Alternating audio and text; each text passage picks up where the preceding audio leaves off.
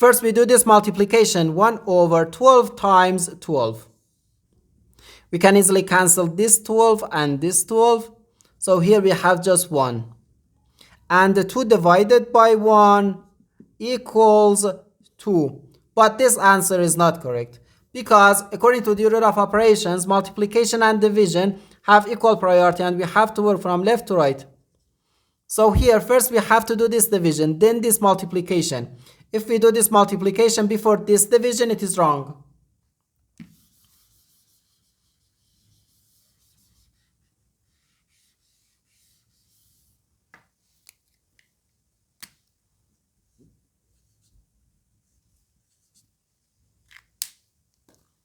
So first this division, 2 divided by 1 over 12.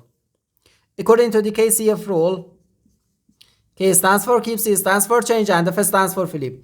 We can write to keep the first fraction, change division to multiplication, and flip the second fraction.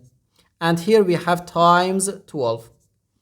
So 2 times 12 gives us 24. So 24 times 12. Okay? 10 times 24 gives us 240.